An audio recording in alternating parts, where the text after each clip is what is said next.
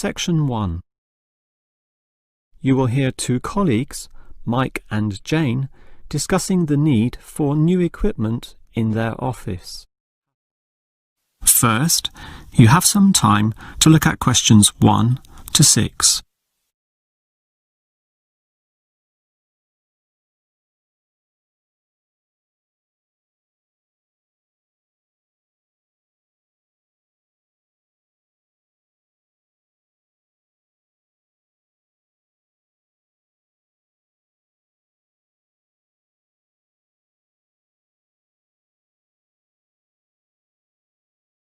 You will see that there is an example that has been done for you. On this occasion only, the conversation relating to this will be played first. Hi, Jane. You mentioned that we might need some new equipment in the office. Absolutely. What we've got is too old, and much of it is faulty. Well, you know how difficult it is to replace equipment. I guess I'll just use another requisition form. We can fill it out now. The man will fill out a requisition form, so requisition has been written in the space. Now we shall begin. You should answer the questions as you listen, because you will not hear the recording a second time. Now listen carefully and answer questions 1 to 6. Hi, Jane. You mentioned that we might need some new equipment in the office. Absolutely. What we've got is too old, and much of it is faulty. Well, you know how difficult it is to replace equipment. I guess I'll just use another requisition form. We can fill it out now. If you don't mind. I suppose you're going to complain about the printer again. Sure, my printer's bad, but the copier is almost unworkable. It jams all the time, it's too slow, and it's already been repaired 4 or 5 times. We've got to do something about it. OK, I'll put that down on the form. So you want a copier, not a printer, and you work in accounts, right? Yes, that's right, the accounts department. OK, but this is a requisition form. There's meant to be a limit on the length of time you can have the item. We need it forever. The old machine's almost useless. The moment it gets repaired, it breaks again. Well, I'll just write ongoing, OK? That basically means the item will stay with us until I say otherwise. Now, the next question is, when do you want it? In a few days? 1 week? It usually takes a while for these things to arrive. If it arrived today, it would be better. We need it as soon as possible. Can you write today? Well, it can't come that quickly. I'll just write immediately. But be warned, that means it may still take some time to get here, perhaps a day or 2. That's annoying. We've got so much unexpected demand right now. Good. I'll write that as one of the reasons. We need 3 reasons, you know, or they won't grant this request. So for the second reason, I'll write original broken. And that's essentially true. It is broken. The truth is always good. But can you think of one more reason? Not really. But those first 2 reasons are surely strong enough, aren't they? Well, I think we still need a third reason. Maybe I'll have to bend the truth a bit. I'll just write, require more functions. OK? Or you could write, require faster speed. No, all these copiers operate at the same speed, so that reason won't sound true. OK, whatever it takes. Right. And shall I put your name? Jane Huang, spelt with a U, right? Well, actually, I would say your name would be more likely to get speedier results. All right. I certainly don't mind putting my name with this. Mike Green. G-R-E... Just like the colour green, right? But with that final E, which often tricks people. Yes, that E at the end tricks them all the time. Before you hear the rest of the conversation, you have some time to look at questions 7 to 10.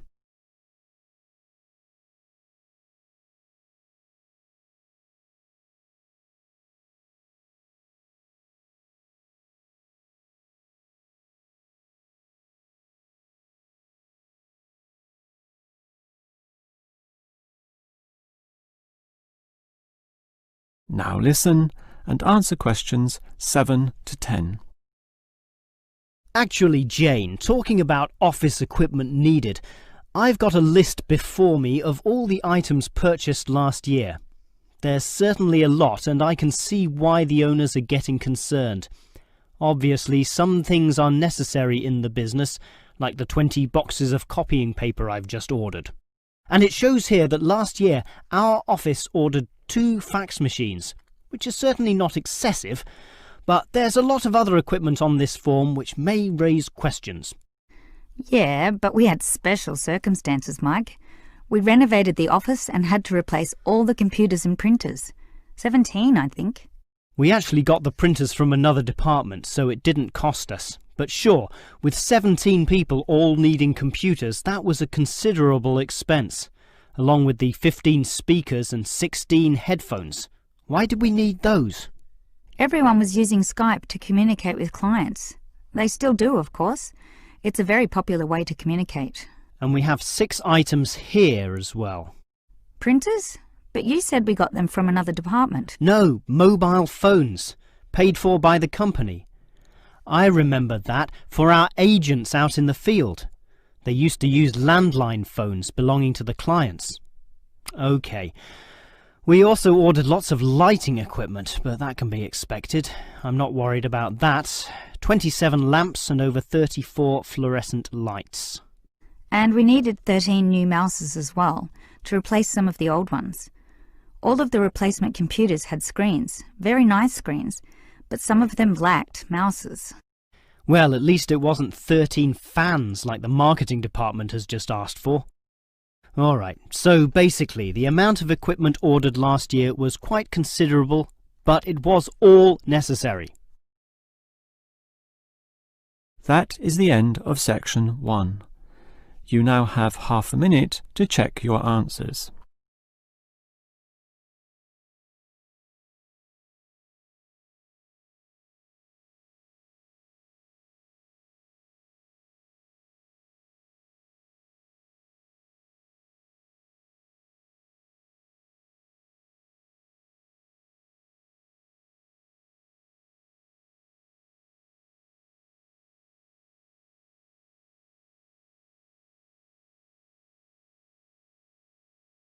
Now turn to section 2. Section 2.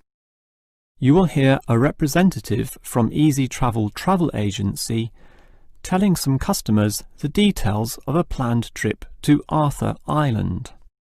First, you have some time to look at questions 11 to 15.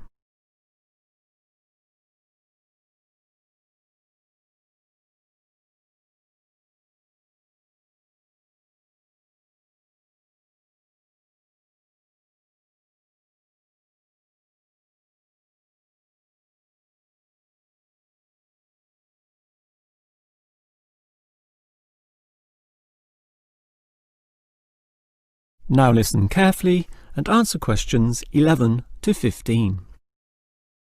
All right, hello everyone. Now, you're all here to learn about the trip to Arthur Island. As you might know, the population is about 7,000. That's permanent residents, a far cry from the early days when some 17,000 people lived there. But the advantage of a declining population is that the island has maintained its natural attractions. So now, in the summer, the population swells to 22,000 as tourists flock to this lovely little place to enjoy all it has to offer. It's an interesting fact that Arthur Island was once very isolated, with only a rickety wooden bridge connecting it to the mainland.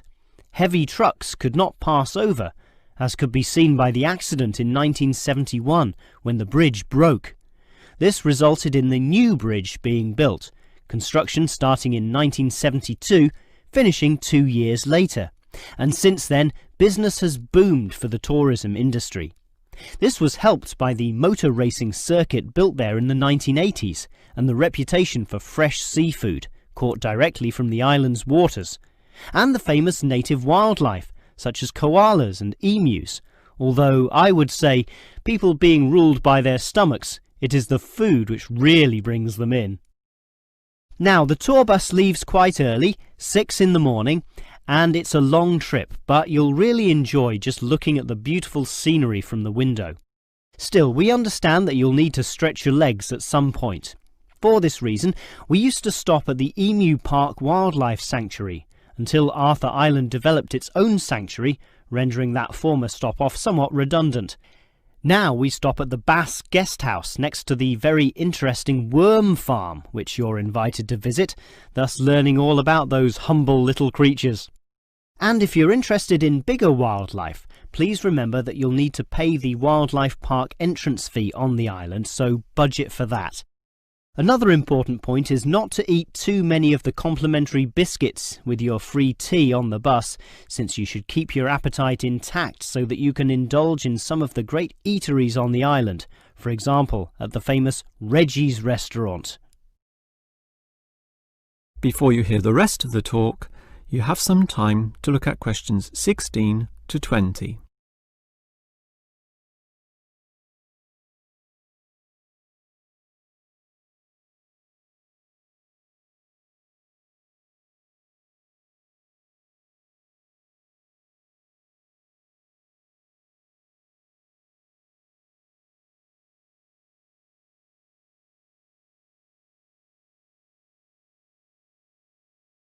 Now listen and answer questions 16 to 20. All right, you know about the history of Arthur Island and the details of our tour there, so let me now tell you a bit about the specific sites and attractions on the island itself. It's a small place, but there's a lot packed in there. If you want to cuddle a koala, the wildlife park is the first place to go. That's on the most easterly point, a small promontory sticking out into Bass Strait. But be careful, the wind can be very strong. Hold on to your hats, literally. By that time, you'll probably be ready to eat, and you could choose between Reggie's restaurant or eating at the nature reserve, or at some of the restaurants right in the middle of the island. If it's Reggie's you want, take the complimentary bus down to the southern tip. Reggie's is right on the port, taking its famous seafood directly from the boats. How fresh is that? But to save time, you could go northwards to the very opposite point of the island and eat at the restaurant in the nature reserve, then go and see the beautiful coastal scenery there. And what better way to do this than cycling? There are many trails, and Anderson's Beach also offers some beautiful opportunities for cyclists, as well as for swimming and surfing, of course. Get the bicycles, however, on the opposite side of the island, in the main township. Finally, you might want a reminder or souvenir of your trip. Obviously, there are souvenir shops all over the island, with many at Anderson's Beach. But the main spread of tourist shops is centrally located and right on the main road so that they are accessible to everyone, no matter where you are. Yes, at Arthur Island, you'll find everything you want to do and more. Now, do you have any questions? That is the end of section 2. You now have half a minute to check your answers.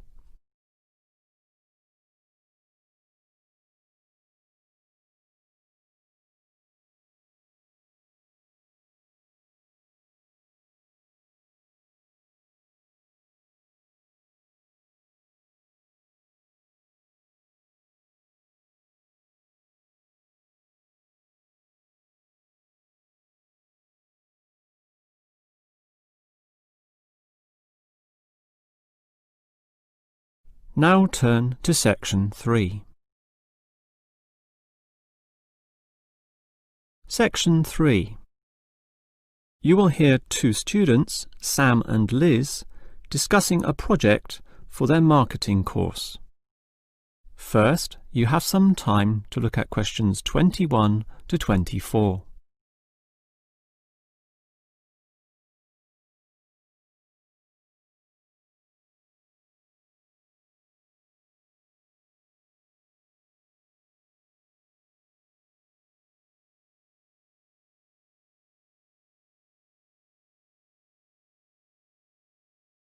Now listen carefully and answer questions 21 to 24.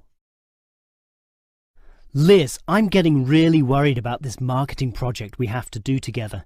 Assessment is based on a single year-long project. Oh, don't worry, Sam. All it takes is appropriate planning. I used to work in finance and we always divided the year into quarters. So let's just do a quarter-by-quarter year-long plan. Well, I intend to firstly interview people. I mean, we need raw data for this project, right? Okay, that's your job. So we just need to coordinate my contribution so that we don't double up at the beginning. I can carry out the research on all the theoretical issues and background, for example. Well, why don't you do the summaries of the main texts as well? You know, write them up. Oh, I think we know those texts well enough already, and it's only optional anyway, so let's not bother with it. Okay.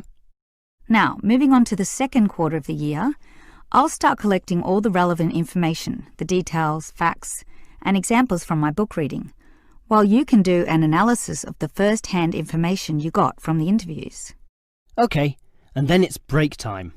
I would say by then, mid-year, both you and I will have to decide on our point of view. And how we'll support it in the essay, and based on that, we can work together on designing an appropriate structure for the final writing, when we present everything. We'll need a bibliography, of course.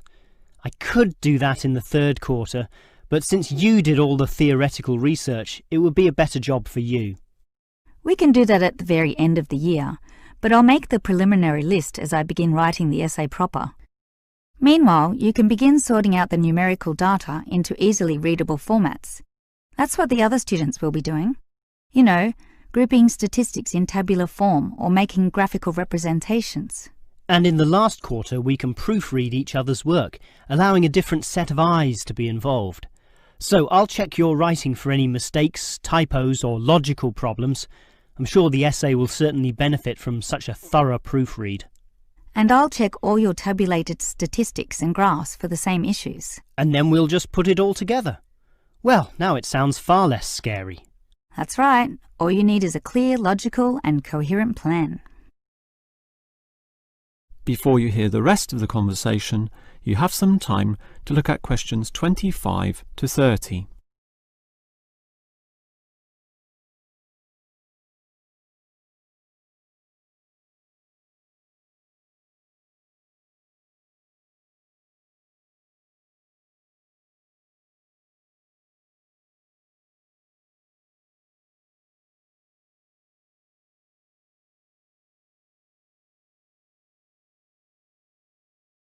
Now listen and answer questions 25 to 30.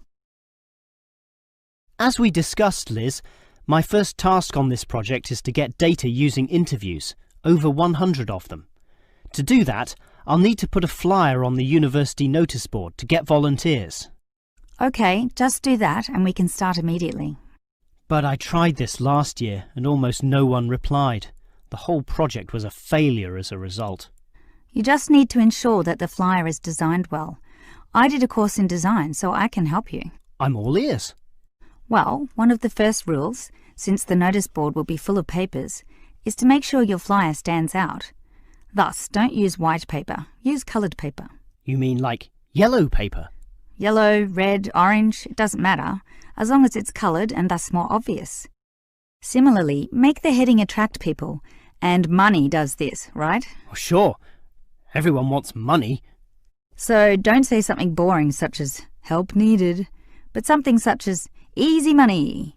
That will immediately attract people's interest and also ensure they know that it won't take much time. These interviews are about half an hour, so tell them that right under the heading. Sounds good. Keep going. Well, by the same token, people don't have the time to read. They don't want to struggle through a large number of words. Thus, limit them. That will make the flyer easily and quickly read. Finally, there's a lot of false advertising and tricky people out there, so the readers might get suspicious, particularly when you're offering significant money for little work. You need to thus assure them that this is legitimate. So, at the very top of the page, make sure you indicate that the scheme has been approved by the course convener. Just some writing saying this, but you should also add a signature. It doesn't matter who signs it. People don't read it anyway. In fact, you could even sign it yourself. Don't worry, I can get a legitimate signature. But you should definitely include a stamp, which is more reassuring to the readers. What sort of stamp? The department stamp. Some people put the university stamp, but to be honest, anyone can acquire that from the student union. A stamp from your department shows much more authenticity, and that way everyone will feel that the scheme is legitimate and hopefully be willing to give you a ring. So that's it? It's all finished?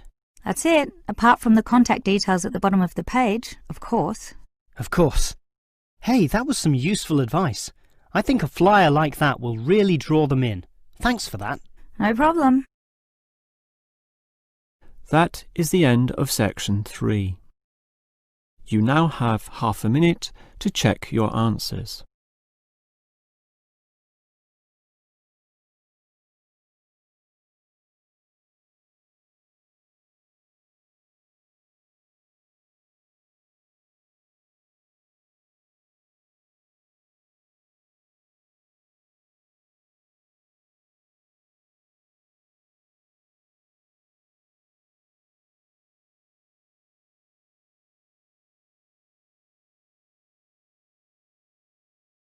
Now turn to section 4. Section 4. You will hear a lecturer discussing movie ratings. First, you have some time to look at questions 31 to 34.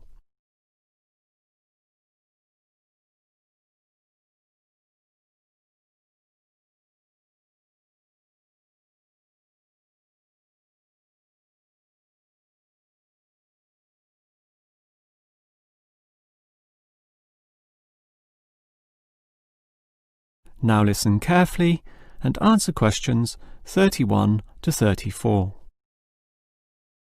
One of the most popular pastimes all over the world is watching movies, whether that be at cinemas, at homes on the TV through commercial channels, or DVDs, or internet downloads. Given this popularity, it is clear that movies can influence the way people think and act, which is why there must necessarily be a motion picture rating system, so that people are made aware in advance of the movie's content.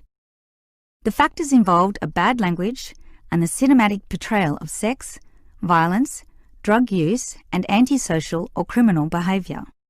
For example, virtually all countries will ban movies outright if the scenes involved glorify crime or show criminals getting away with their goods. Imagine, for example, a bank robbery film where the criminals end up retired in Brazil, living lives of luxury with their ill-gotten gains. Such a message may encourage impressionable young men to go and rob banks themselves, since it seems so easy. Thus, in all movies, crime inevitably leads to bad outcomes, in one way or another, be that prison, unhappiness, or death. Yet there are still variations among countries.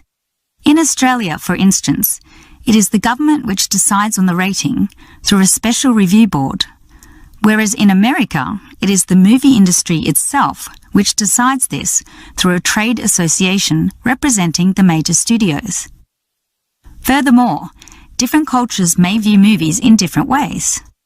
Sexual content is viewed more leniently in Europe, but frowned upon in the West.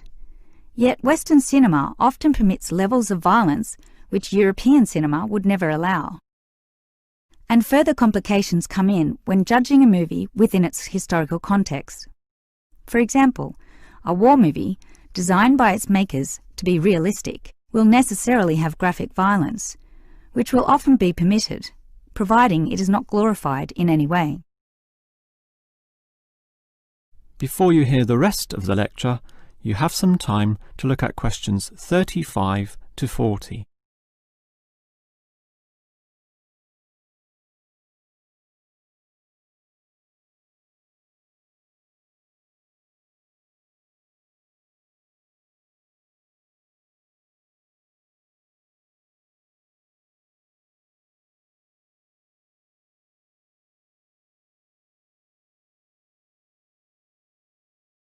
Now listen and answer questions 35 to 40.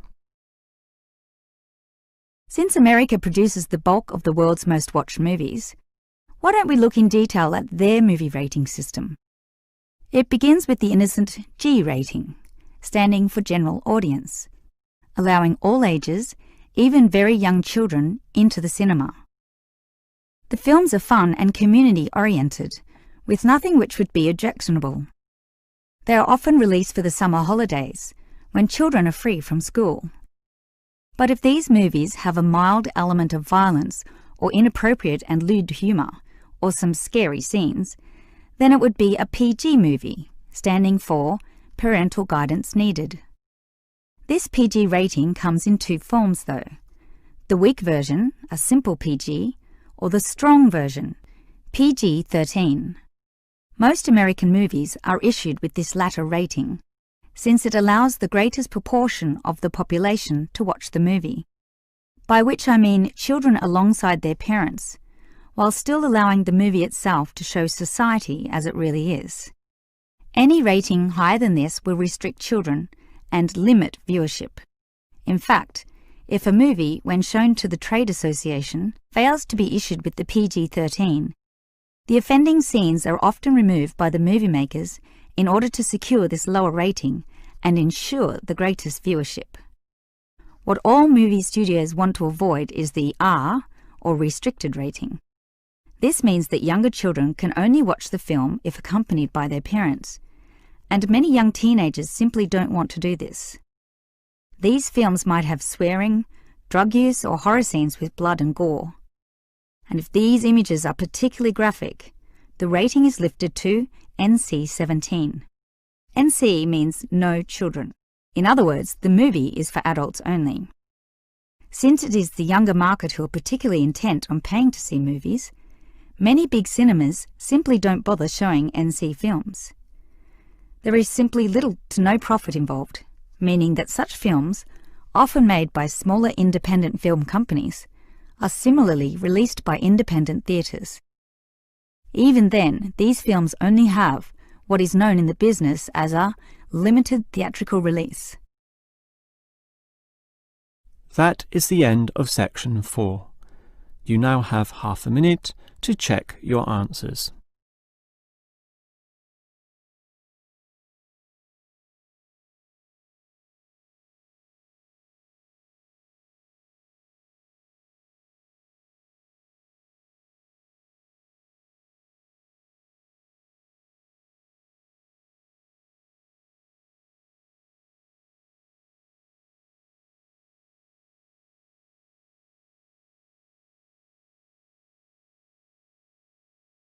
That is the end of the listening test. In the real IELTS test, you would now have 10 minutes to transfer your answers to the answer sheet.